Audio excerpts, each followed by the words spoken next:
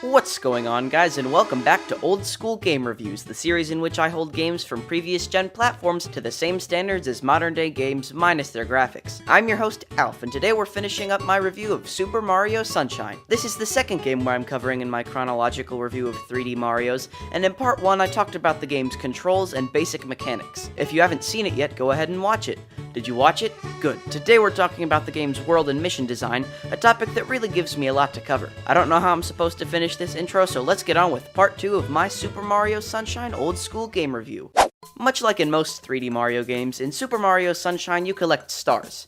I mean, shines, but they're basically the same thing. Super Mario Sunshine has a few different ways you can collect shines, and I would split those ways up into 3 categories: Blue Coin Shines, Delfino Plaza Shines, and Mission Shines. To start this off, let's get into my first established category of shine, Blue Coin Shines. Aside from regular shines and the largely worthless normal coins, the blue coins are Super Mario Sunshine's only other collectible. Whether you're in the game's 7 main levels, Delfino Plaza, or the game's smaller extra worlds, you'll be finding hidden blue coins, some of which are pretty cool and satisfying to find. Some blue coins will just be sitting around, some can be accessed by spraying graffiti, and others are acquired via these little timer challenge thingies. Collecting 10 blue coins will allow you to buy a shine from these weird bear guys in Delfino Plaza, and before we talk about the actual blue coins, let's take a second to assess this situation. The island's guardian shine sprites have vanished. These guys have 24 of them in their possession, and they make Mario pay for them. The worst part is that they aren't even the only people who do this. There are several Piantas with shines, and they don't ever turn them over to the city unless Mario does something for them. Okay, we're getting off topic. That's more amusing than it is anything else. Back to the actual blue coins, I'd say that their biggest flaw is only a flaw for completionists, which I am not. If you want a 100% Super Mario Sunshine, you're collecting every shine sprite, which means collecting all 240 blue coins. For someone who isn't interested in 100% completion such as myself, this is actually kind of a good thing. Similar to Korok seeds in Breath of the Wild, there are enough scattered throughout the world that I can occasionally stumble across one and end up with a satisfying collectible, which of course gives me one extra thing to do. If you are into 100%ing Mario Sunshine though, blue coins are likely what takes all worth out of the experience. There's no way to tell how many blue coins you've gotten from each level, so unless you use a guide, you could theoretically spend hours in a level trying to find a blue coin that doesn't exist. Worse than that, some blue coins are specific to not only certain levels, but certain missions within those levels, so I can see why blue coins have gotten such a hateful reputation among fans of the game. Again though, if you aren't into completing this game 100%, blue coins are a fun distraction that add another task to be completed, and more content is always appreciated by me. Moving on from blue coin shines, there are also hidden shines in Delfino Plaza, and many of these are fun to collect as well.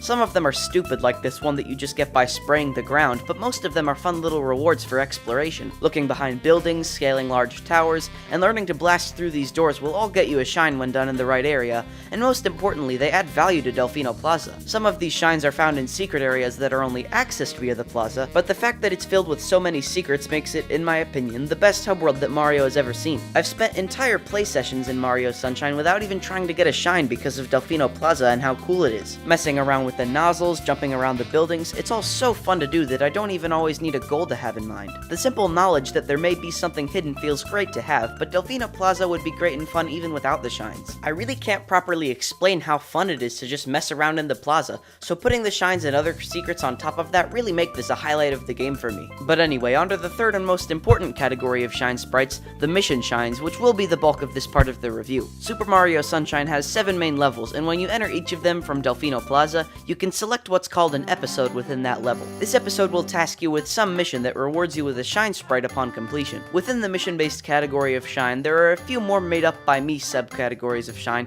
so let's just get started and hope this doesn't take too long. First up, some shine types have been carried over to Sunshine from Mario 64, one of which is the red coin shine. Also, there are 100 coin shines, but those aren't part of any mission you get. Anyway, if you saw my Mario 64 old school game review, card in the corner if you didn't, you know that I was pretty unhappy with the red coin stars there. I felt like a scant few of them provided a reason to explore the level, and the rest just fell flat. In Sunshine, however, most if not all of the red coin shines are collected by scouring the entire level for coins. I know that in my Mario 64 review I said that I didn't really like this style of red coin star, but everyone's opinions change over time, and now I really enjoy this type of mission. It's really cool to explore an entire level or section of a level in order to find all the coins, and it helps you grow in familiarity with that level. There are some other shines that can be collected by collecting 8 red coins in secret areas after you beat them, but those are just bonus shines, not really mission shines. Speaking of secret areas though, that's another type of shine you can collect to complete a mission. Every level has a couple of missions with a title along the lines of Secret of the Something or Other, and boy are there some differing opinions on these shines. Each of these missions will have you make your way to some loading zone within the level where Shadow Mario takes FLUDD away from you so you can complete a quick little platforming section. Many people consider them to be their favorite parts of Mario Sunshine, saying that the removal of FLUDD provides some of the only fun and challenging platforming in the game. I, however, am not one of those people. The platforming is nice, but removing FLUDD from the player makes one of the game's biggest flaws stick out like a sore thumb. Super Mario Sunshine is probably the glitchiest Mario game ever made. The FLUDD makes the weird platform physics a little more tolerable, but the second you lose FLUDD by entering a secret level, you basically lose control of what happens to you. It's especially noticeable when I watch new players try to platform in these stages, but even for me, who has beaten the game and gotten several shines in a new file to get footage, I can glitch through and get pushed around by every platform. There are a lot of finer details to Mario's moveset that I didn't talk about in part 1, largely because I don't even fully understand them myself. It's lots of fun to dive, and it's useful for clearing large gaps, but I've got an issue with the way Mario rolls out of a dive. If Mario dives, when he hits the ground, he will slow down drastically and come to a halt several seconds later, experiencing very little grounded motion. If you go off of what more open areas have taught you though, you don't just sit there until Mario stops, you press A or B right away to come out of your dive, thus keeping your momentum going. In secret areas without FLUDD though, this is a bad idea. If you press A or B immediately to come out of your dive, you then lose all directional control of Mario. He just flies forward like a maniac off whatever ledge he was on, and there's no way to stop him. It could just be because I'm used to Mario 64 physics, but I've gotten used to Mario Sunshine enough to call this a flaw, though a minor one to me now that I've played so much. There are other weird, uncontrollable issues with these secret platforming levels, but I won't bore you with the details. Just know that if you aren't already a pro at Mario Sunshine, you'll have some serious issues while attempting finer platforming sections like these secret levels. I've already explained why I'm not a fan of the physics in Mario Sunshine's secret levels, but I have one more issue with them, and that's that they mess with the cohesion of the world. I give full credit of this idea to a video by the YouTuber King K, link in the description, but one of Mario Sunshine's biggest strengths is that everything in the world feels connected and real. Everywhere feels lived in and used, and you can see the game's other levels from just about everywhere off in the distance from the level you're currently in. Hardly anything feels out of place or confusing, so the execution of these secret levels kinda baffles me. You're going through one of the game's main levels when you walk into a cave or doorway or something. This triggers a loading zone, and then Shadow Mario is here for some reason to take FLUDD. Okay, that doesn't make any sense, but I guess I'm going through this weird, retro-looking Mario platforming section in the middle of an alternate dimension. Oh, there's one of the shine sprites. Let me just grab it, and FLUDD just randomly appears back on me? These levels and their placement makes virtually no sense, and their existence is never explained to the player. Yes, random alternate dimensions appear in basically every other 3D Mario game, but in most of those games, nothing is supposed to make sense. In 3D World and the Galaxy games, basically every level is just kind of floating out somewhere, so I don't care. Even in Mario 64, all the levels are in magical painting worlds, so random slides and stuff make sense to me. In Sunshine though, we're not in a castle full of magical portal paintings, we're on an island, so why am I floating on platforms in a weird retro-themed Mario obstacle course? They don't completely ruin the world's cohesion, but I still don't like how they were executed, and thanks again to King K for the ideas. Back to original thoughts though, there are other categories of mission shine that I'm probably forgetting about, but the last one I'll be talking about is the category without a category. The reason that many people love Super Mario Sunshine is because a lot of the shines are very different, and many goals require unique tasks. This is a pretty big strength of the game. Sometimes you'll be rolling a watermelon around, sometimes you'll be sneaking around the attic of a haunted hotel, sometimes you'll be cleaning an eel's teeth, the list goes on. Not all of these missions are fun, but one thing Super Mario Sunshine's missions hardly ever fail to do is take risks. From a purely technical standpoint, I would say that Super Mario Sunshine isn't as good as something like Super Mario 3D World, but that's because 3D World didn't try anything too ambitious. Mario Sunshine was only sometimes super fun with its missions, but its missions were nearly always memorable. If you ask me right now, I could probably name about 5 to 10 Super Mario 3D World levels off the top of my head, but I could probably describe all 7 of Mario Sunshine's much larger worlds in great detail. As a reviewer, I try to judge a game based on technicality and level design, but when mission variety jumps out at me as such a fun and huge feature, I can't help but let it affect my overall feelings on Super Mario Sunshine. Even with the missions feeling very different, I would say that the game's main levels feel just as unique. The game is all tropical and beach themed, and while some people say this takes away from the game, I think Mario Sunshine's levels feel just about as different and unique as levels can get. Maybe differing themes would have made them feel even more different from each other, but each and every level has something awesome and memorable that sets it apart, for better or worse. Except Bianco Hills, that level's boring, but I guess it's the first one, so who cares. Rico Harbor has the busy music and metal scaffolding stuff. Noki Bay stinks, but it has the cool, peaceful music and the weird cliffside. Pianta Village is all dark and cool with the giant trees. Do you see what I mean? Not all of these features are necessarily good, sure, but each level feels like like something unique and refreshing, which I think is a rare and special thing to be able to say about a game. Okay, so I lied about not talking about any more types of mission shine. Lastly, we need to talk about Shadow Mario missions. The 7th mission in every level is a Shadow Mario chase, and these are just dumb. Is that objective enough to put into a review? Can I say that?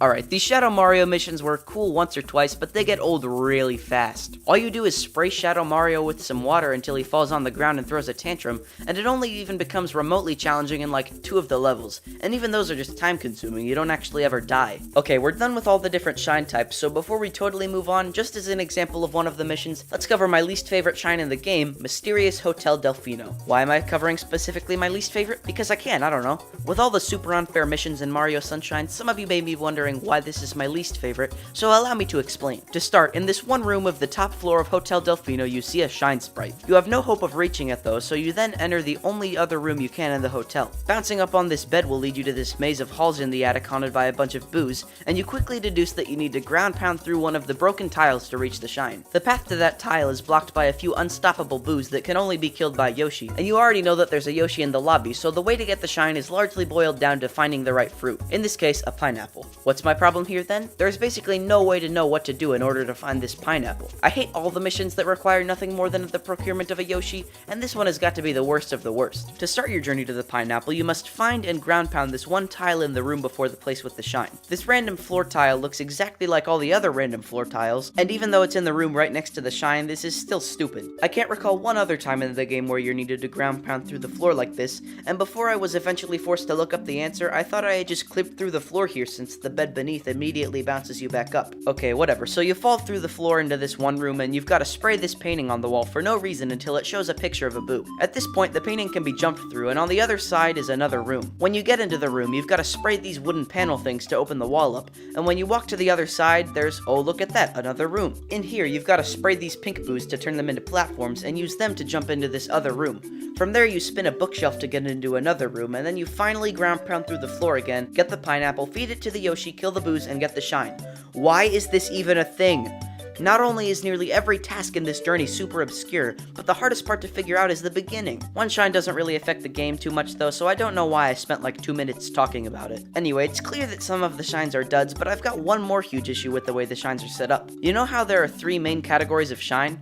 Well, what if I told you that to beat the game, 2/3 of those shine types are completely pointless? Yes, the first few dozen shines will unlock levels and flood nozzles and the like, but in Mario 64, for instance, every star had a purpose. It didn't matter if it was Bob on Battlefield, Tick-Tock Clock, or the Princess's Secret slide that you got the star from, collecting your 70th star allowed you to climb the endless stairs and take on Bowser. Each any percent playthrough could have the player collect a different set of stars, but there is none of that in Super Mario Sunshine. The game doesn't care if you've collected 1, 2, or 20 shines from Blue Coins or Delfino Plaza. The only way to unlock the final level and beat the game is to beat the Shadow Mario mission in every one of the levels. In 64, don't want to beat Koopa the Quick? You don't have to. Want to entirely skip Wet Dry World? Be my guest. In Sunshine, don't want to figure out the only super obscure way to complete Mysterious Hotel Delfino? Hope you got good internet, buddy, because there's no way around it. Shadow Mario is the 7th mission in all 7 of the stages, so to beat Super Mario Sunshine, you are collecting at least 49 specific shines, many of which are stupid and not fun. Even worse than that, you know how you could pretty much collect whichever of the level's 7 stars you wanted in Super Mario 64? Well, in Sunshine, you can never collect a shine out of order within a level. It's way too easy to get stuck on a really difficult shine in a level here and have no way around it, so you've just gotta do it or not finish the game. And anytime you do anything except collect a blue coin, Mario Sunshine will boot you out of the level. Collect a shine, sit through the cutscenes and go back into the level.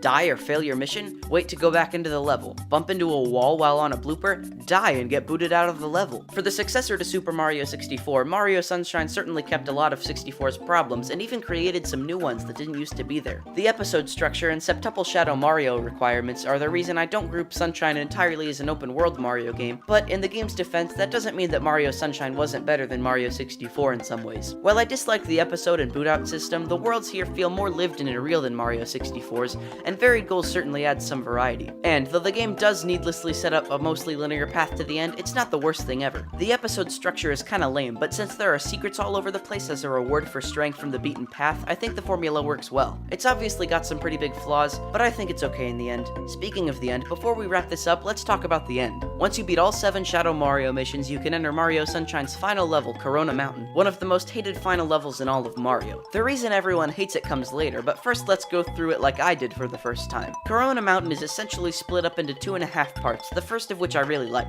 It's this platforming section with flames you need to put out and time jumps across spikes, and while it stinks that one screw-up starts you completely over, this is probably my favorite pure platforming section in the game. Due to the independent timers on the spikes and the need to put out fire on some of the platforms, you have to move very quickly, which creates a lot of fun tension. The time jumps, large gaps, and fire you need to put out also means that this is a fun, difficult platforming section that still uses the FLUDD. This right here is how you give the player a fair and challenging platforming section without removing their safety net, so this final level further kindles my dislike toward the FLUDDless secret levels. There can be significantly more fun platforming with FLUDD than without, so I'm bummed that this is essentially the only area to feature it. So you finally beat that, and you're allowed to come onto one of the most hated objectives in Mario history, this boat ride. One boat that you steer across the lava with a spray nozzle doesn't sound so bad until you actually get in the boat. I haven't played a lot of games when considering every game ever made, but this boat has got to be the worst controlling vehicle in any game I have ever played. I can't even begin to describe how poorly this boat controls. Just know that when you make a move, chances are the boat will move anywhere but where you want it to. After you finish the boat ride, you get to what I call the half section of Corona Mountain,